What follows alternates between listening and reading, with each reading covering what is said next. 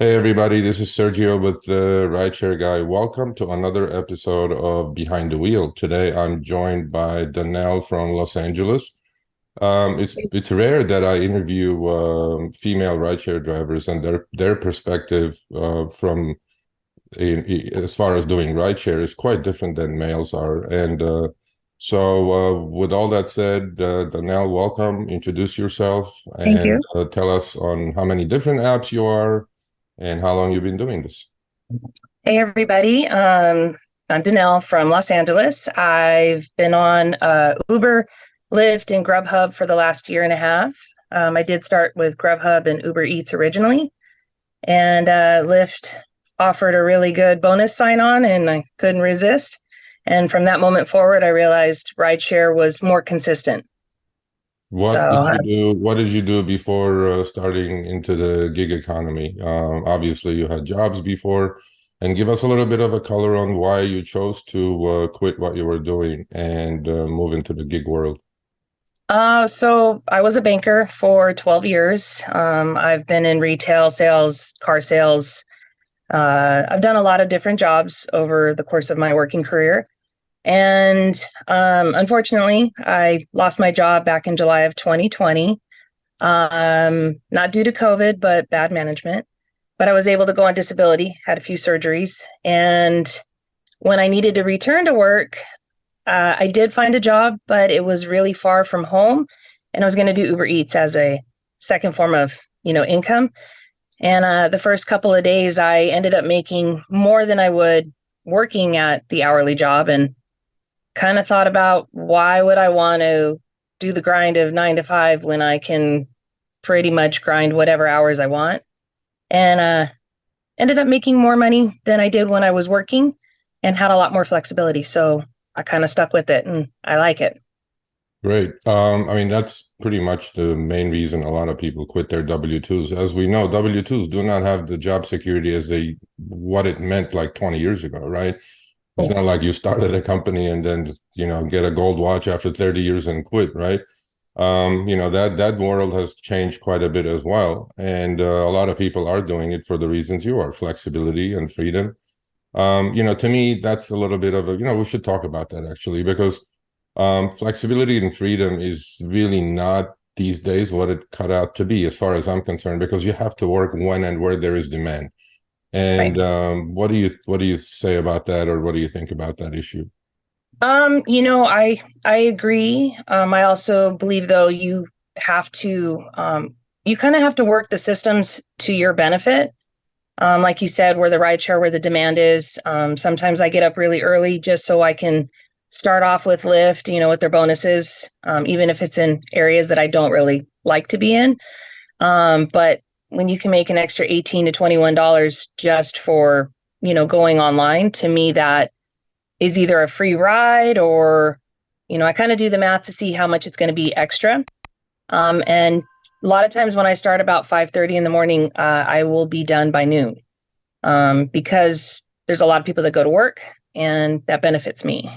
I don't do weekends and I don't do late nights. I used to in the beginning, and then once I started working early, I no longer like to work late nights. Yeah, let's talk a little bit about that, because rideshare from a female perspective is quite different than, for safety reasons, obviously, because when you work the drunk hours, as I call it, I mean, alcohol does weird things to humans, right? So the It does. perfectly good human being, after a few shots is going to act like a jackass most of the time. So tell me a Yeah. little bit about that transition. I mean, you started with food delivery and then you went into rideshare because it's busier, it's more consistent. But there is also pitfalls of rideshare, like you said, but then you switched your hours, you switched your shift. You didn't like the drunk hours, you switch to early morning, let's say business travel, airport travel, things like that. But let's talk a little bit about that, the transition from food delivery to rideshare. So with the food delivery, it was easy, work. One of the hard things that I didn't like about working at night was I couldn't see the addresses half the time. I really didn't like getting out of my car, and sometimes people just seem to forget to turn on their lights. And one of the nights I ended up in an area that Unfortunately, many years ago, a good friend of mine lost her life, and it was at midnight, and I didn't want to be in that area. And so it was kind of the epiphany of, at this point, you can only control so much on where you go. Unless you know the addresses and the streets of all of LA.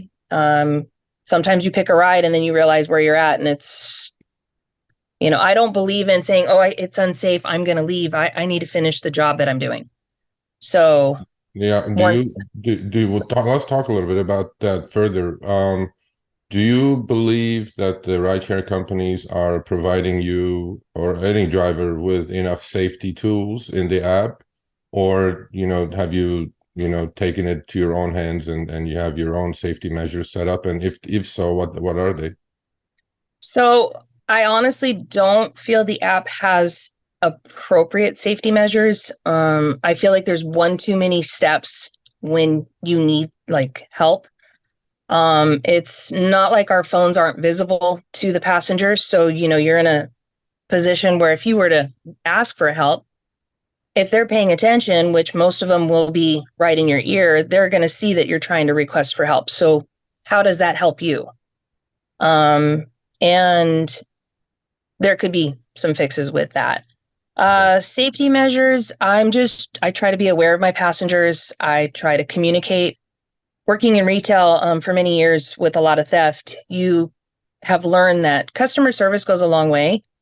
And if you engage with the passengers, I mean, I know it sounds silly, but you're more human to them at that point, and you're not just possibly a carjacking or a wallet jacking. And I'm not saying that it can't happen, but that means that they know you're more alert, you're more aware.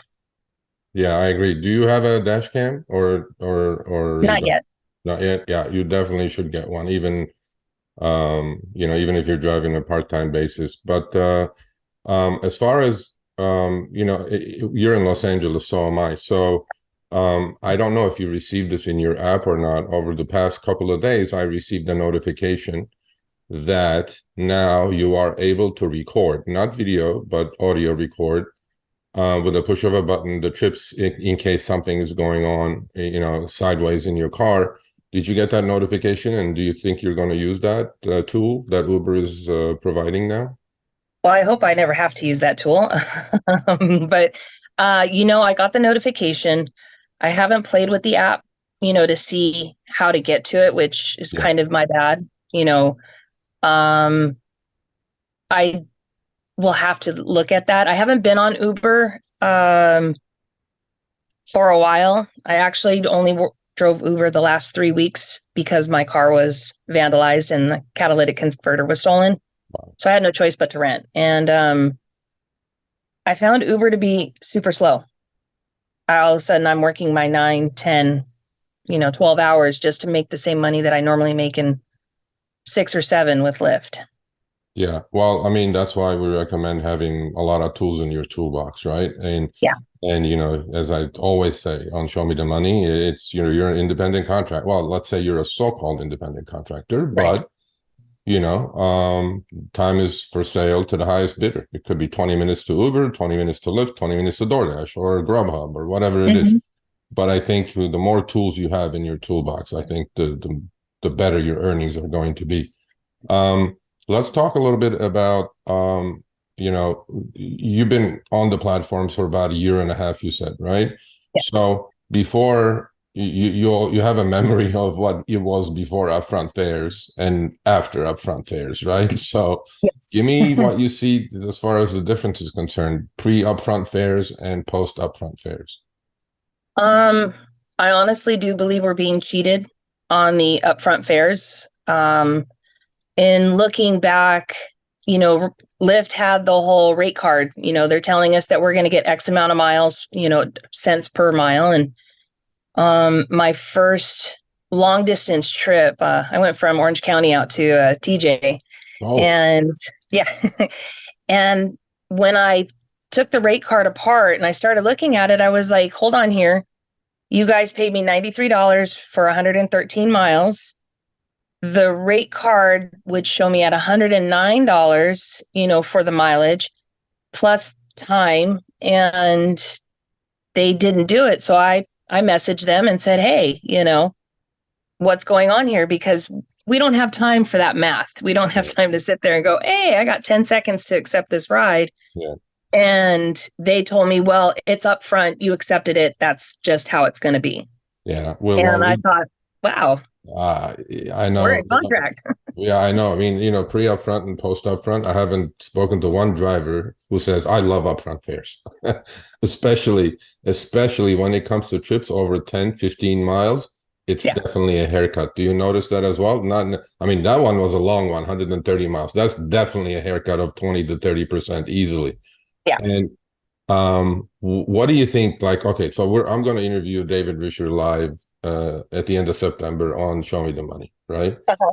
What would you tell me, or because I'm the mouthpiece of the driver community, right? Right. And I think we're doing a decent job at it. But what would you, if you were me, what would you ask David Risher in that interview? Or give me like top 3 concerns that you have with the Lyft app that you Um, want to see fixed. I'd like to see that the fair pay is there, number one. At the end of the day, you can't tell me on a contract in our background that says our rate card is XYZ, and we're like you're saying we're guaranteed these earnings at those rates. It hasn't changed. If you go and look at the apps, you'll Yep. still see the rate card shows that. But if you do the math, none of our trips are ever matching up to that rate. Yep. And to earn less than $1 a mile at minimum is kind of ridiculous. I have had many conversations. So why does Lyft or Uber feel that 50% to 60% of that fare belongs to them? Yeah. Even on the cancellation fees, I drove to the position. I waited the 5 to 8 minutes that they're making me wait before I can even get paid. And that to get $2 is, I'm trying to figure out why do they need part of the cancellation fee? So that's for me, the fair pay. The other part of that coin is, and I had the thought in my head, so I apologize. No. Maybe I like putting, my my subjects on like, because a lot of people think these things are easy to do. They're not easy to do. So, okay. So I'm going to give you a hint. My categories are going to be in 4 when I speak to Mr. Risher. Okay, obviously upfront fares, because I think it's garbage. Like, in what world, right? In every world, when it involves transportation, it should be time and distance. It shouldn't be this algorithm that decides, oh, this is worth this. I'm like, not sure. That's recreating the wheel. We don't need that. The second one is going to be, for me anyway, in that order, is going to be, as far as Lyft is concerned, this unjust deactivation situation, right? Because we could literally get fired by a bot, AI bot. I'm not sure, like, in what world, right? The third one obviously is going to be safety, and to me, the fourth one, fourth subject that I would like to discuss with them, is going to be, the drivers are really, really concerned that they're putting all the work and they're getting only half the fare, right? Yeah. So their take rate. So I think the biggest concern for me as a driver, which I drive, is upfront fares. I don't understand it. I don't want it. I want to go back to simple formula. Let me ask you this. I mean, we do a lot of talking about the Seattle, Washington state model on our show, right? There they get paid $1.50 a mile and 61 cents a minute, right? My thing is like, keep it simple, stupid. This is a simple job, okay? You pick up point A, drop off point B, on to the next one. If we had rates like that, would you drive more often, more consistently, and then reject less trips? No, I'd probably accept more because I know that it's fair. My rule of thumb is I always want more than the miles. So that's what I try to stick to. I aim for a dollar amount versus, the amount of trips. Yeah. So the faster I can get there, the better.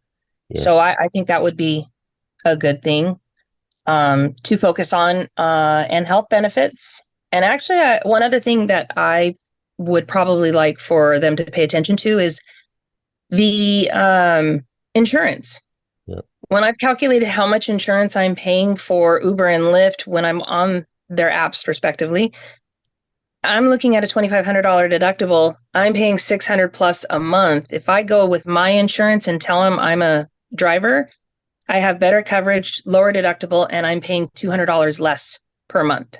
I'd Yeah. like the option to carry my own insurance at my own rate so that I know I'm getting a fair, amount, because at the end of the day, it's you and me that are out there, and it's you and me that, God forbid, are in that accident, not Lyft and Uber. And you're telling me I got to come up with $2,500, for my car. So those are little things right there. So seeing Washington and other states have a higher pay can allow for us to pay for certain things on our own as well. Yeah, I agree with you. So you've been at this for a year and a half, and obviously you like it. That's why you keep doing it, right? Give Right. me like a typical day for Danelle, like as far as rideshare or gig world is concerned.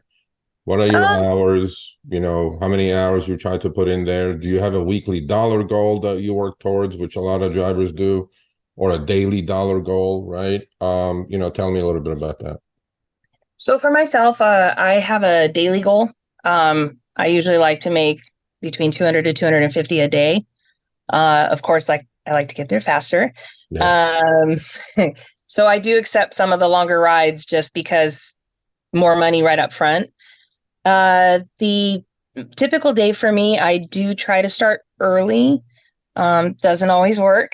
This week I was attempting to start at about 6 or 7, and it ended up being more between 9 and 11. yeah, So I know at that point I'm going to work probably until 6 or 7 and more traffic. If you start earlier, you can reach your dollar amount much faster. yeah, So that's been my experience when I do work. On average, I work about 30 hours a week, and I make my goal, and I like that.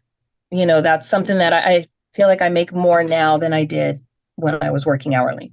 yeah. So let's talk a little bit about that as well, because I feel like rideshare or any gig app has become a completely perfect side hustle, actually. Doing this full time is going to give you a lot of issues, health issues, obviously, because it's you sitting in the car for 50, 60, 70 hours a week.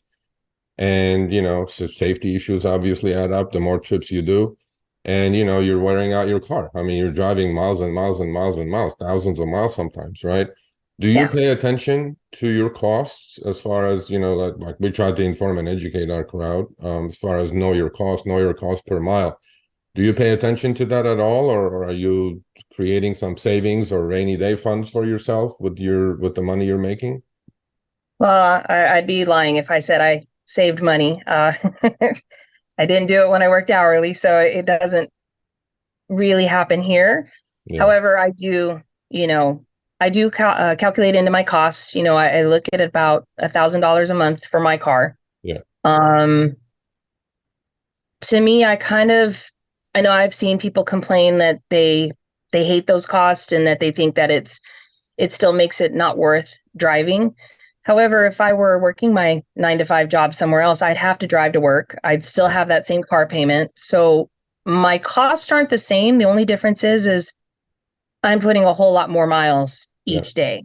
yeah, But which is one of the reasons why I definitely try to work less hours, because less hours can equal less miles. yeah, Um, so I do factor into everything, yeah, those costs. yeah, Uh, I mean, perfect example, the catalytic converter being stolen. yeah, As much as and it's on back order for the Prius, models and a few other models. They were telling me I wasn't going to get my car back until October. wow, And at $460 a week for the Tesla rental, and be careful on that one too, because they catch you for everything. And that's expensive. yeah. That right there, I don't know how anybody can make money renting a car from the companies, you But know. you could if you drove like 60, 70 hours a week. I mean, 500 is going to go there. Basically, the first 20 hours you work is going to go towards your rental and expenses, and then the rest is yours and whatever you make of it. So, you've been at it for a year and a half. obviously, to me, to us, the important thing is use these apps as a stepping stone to the next level, which is plan B, plan C. Yeah. Tell me a little bit about those plans that you have. I know right now it's paying the bills, but everybody should have a goal. I'm a very goal-oriented person. I set my short-term, medium, and long-term goals, and you try to achieve it, and let it be by rideshare driving or something else. What are your plans? Do you have any? And let's talk a little bit about that. I definitely have plans.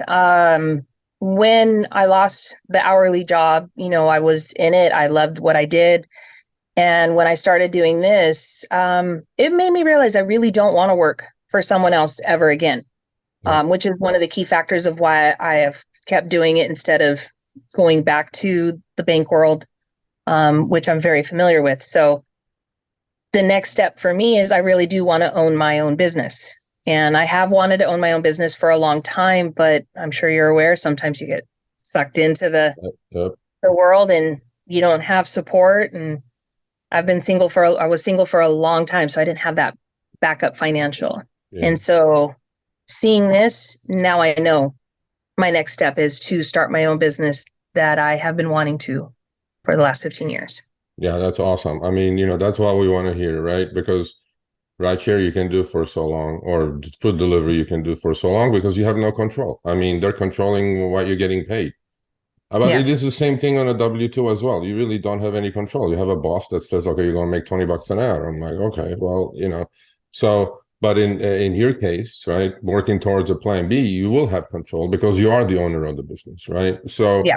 in the remaining couple of minutes, from a female rideshare driver's perspective, I know for a fact, by the way, which I did not know until we did our female town hall. And the next one, we will definitely include you in it, is that 52% of food delivery or last mile delivery drivers are female. I did not know that. Okay. I'm pretty sure it's lower in the rideshare world because it's not for every female, but more than half are female as far as doing deliveries, right? Mhm.